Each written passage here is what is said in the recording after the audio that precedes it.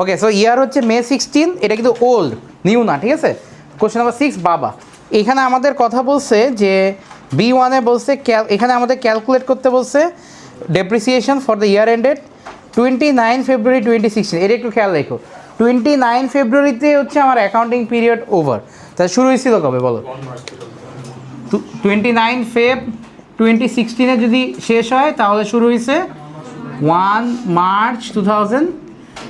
এটা একটু খেয়াল রেখো, because if you don't know balance BD আর ব্যালেন্স সিডি কোন ডেটে, তাহলে আমরা আইটেমের নামগুলো লিখতে পারবো না, আর নামের পাশে ডেটগুলো তো সম্ভবই না, বুঝতে পারছো? আবার অ্যামাউন্টও ভুল করবো। ওকে, ইনকাম স্টেটমেন্ট কোন ডেটে লিখি?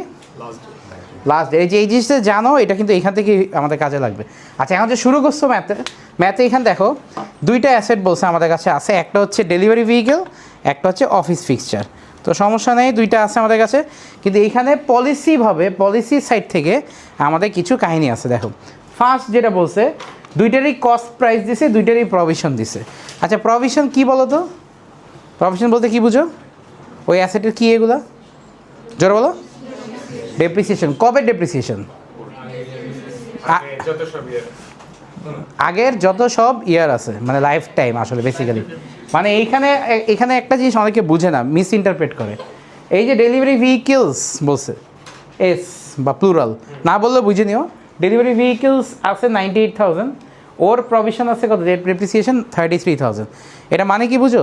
এখানে কিন্তু একটা ডেলিভারি ভেহিকেল নাই, এখানে মাল্টিপল ডেলিভারি ভেহিকেল আছে। একটার দাম হয়তো 10, একটা 50, একটা 20, এবার ভাগ ভাগ করে আছে। সো টোটাল যতগুলো অ্যাসেট আছে তার টোটাল ডেপ্রিসিয়েশন লাইফ টাইম কত? 33,000। বুঝা গেছে?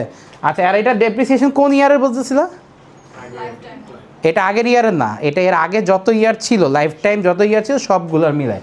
আচ্ছা, অফিস ফিক্সচারে এত আছে, ওরও life time depreciation 17,800 till date এত আছে। আচ্ছা, আমরা বসাইলাম, কোনো এটা দেখলাম, সমস্যা নেই।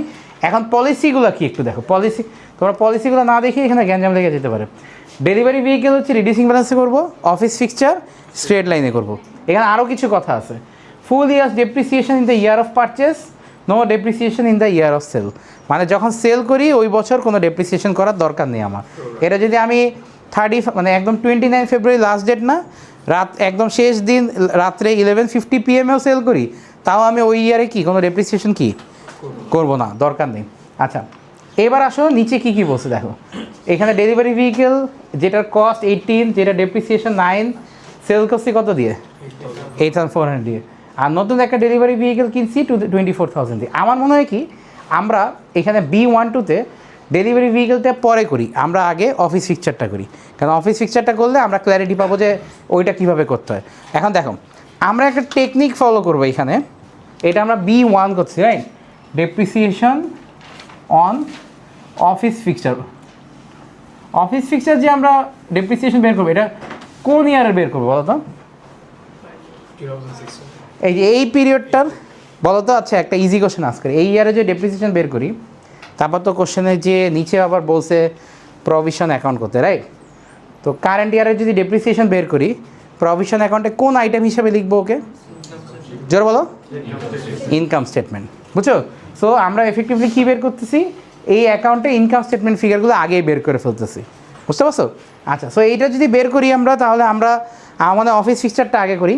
তো আমরা এখানে একটা টেকনিক ফলো করবো, প্লাস মাইনাস করে একবারও করা যায়, বাট আমরা এই টেকনিকটা ফলো করবো, একটু কনসিস্টেন্টলি ফলো করবো through out hour as syllabus. এটার কারণটা হচ্ছে সামনে যতগুলো ম্যাথ আছে সবগুলো ম্যাথেই এই টেকনিকগুলো কাজে লাগবে, বুঝছো?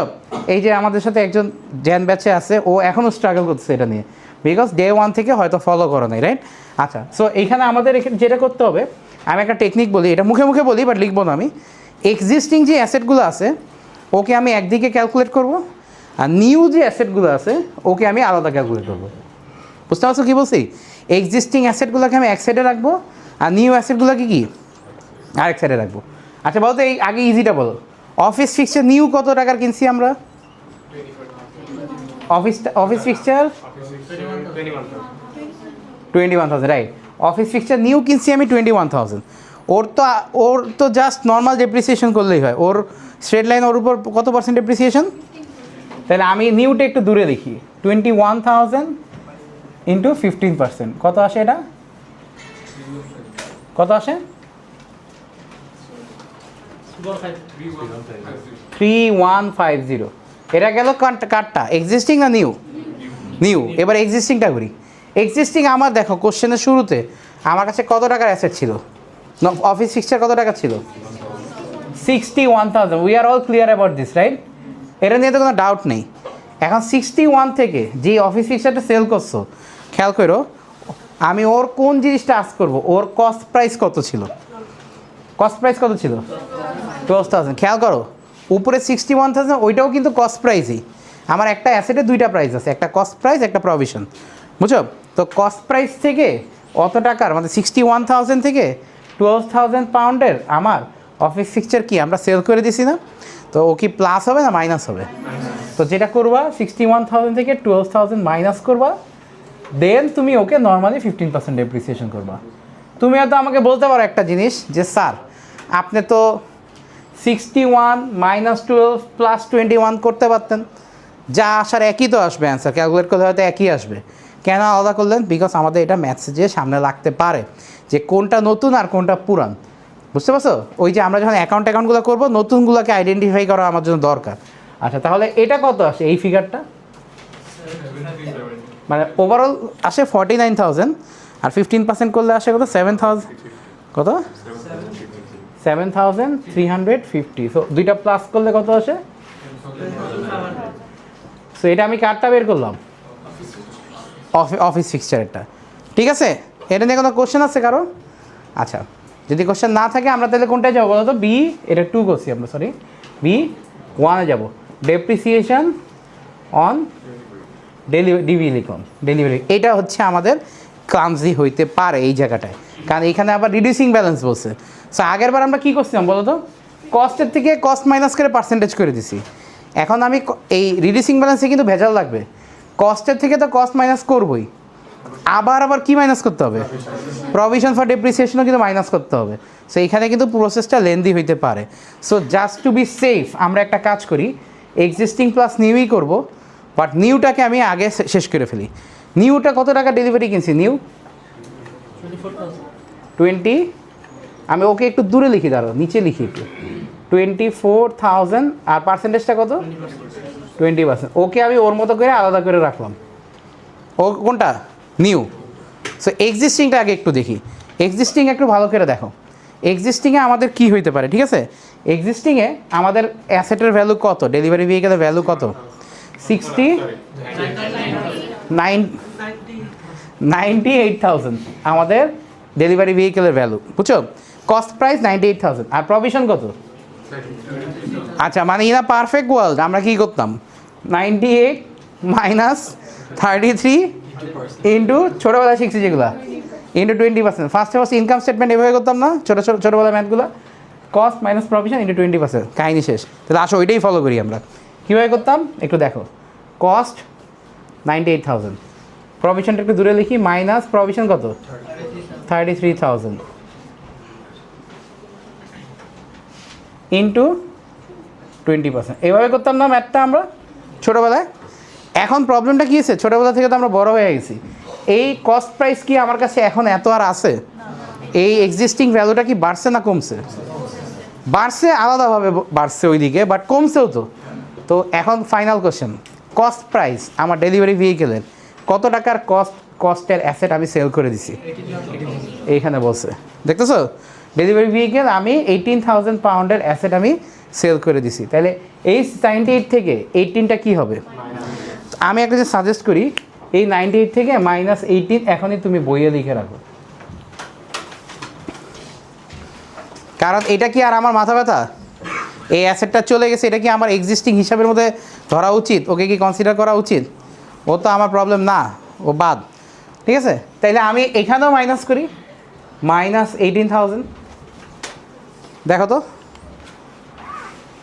এটা কি সেন্স মেক করে এই ব্র্যাকেটটায় কি আছে বলো তো কোন ক্যালকুলেশন আছে কস্ট না প্রভিশন এটা হচ্ছে কস্ট বুঝতে পারছো এটা হচ্ছে কস্ট সবাই অ্যাগ্রি করি আমরা এবার আসি মাইনাসের এই পাশে মানে প্রভিশনের পার্টে এবার দেখি আচ্ছা যেই অ্যাসেটটা বিজনেস থেকে চলে গেছে ওর ডেপ্রিসিয়েশন কি আমার হেডেক তার মানে কি ওর যে লাইফ টাইম ডেপ্রিসিয়েশন হয়েছে ওইটাও কি বিজনেস থেকে চলে গেছে না তাহলে সবাই অ্যাগ্রি করি তো?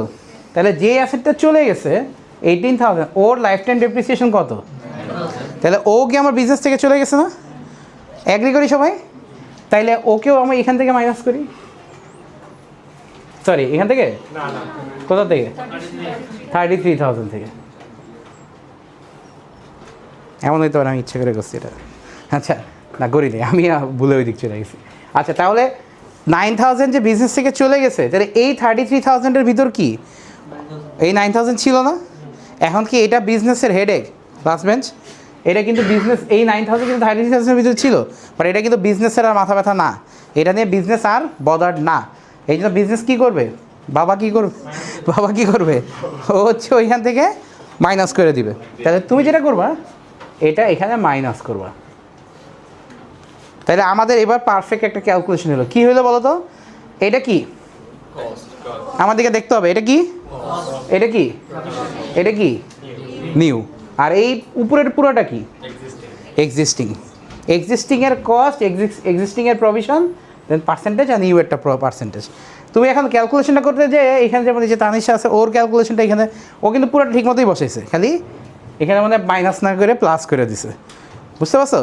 পুরোটাই ঠিক মতো বসাইছে। আচ্ছা তো এটা করো, এটা মনে আসে 80, তাই না? আমি একটু এক্সট্রা করে লিখি, এটা আসে 80 আর এটা আসে 24, আর তারপর 20%। এটা একটা আলাদা গেল, আর এটা তো চলেই আসছে কত? 4,800। এই ওয়ার্কিংটা কত আসছে বলো তো একবারে অ্যান্সারটা? 11,200 প্লাস 4,800, আর এটা কত আসে? এই যে টেকনিকটা শিখলাম, এটা মাথার মধ্যে ঢুকায় রাখো, এটা আমাদের অনেকবার করতে হবে। আমি কিন্তু আজকের পর তোমাকে যখন বলবো এক্সিস্টিং প্লাস নিউ করো, তখন কি করবা? এইটা করবা। এক্সিস্টিং প্লাস নিউ দিয়ে ডেপ্রিসিয়েশন করো, এটা করবা। দেখবা কি এটা অনেকবার আমাদের করতে হইতেছে এই ম্যাথটা।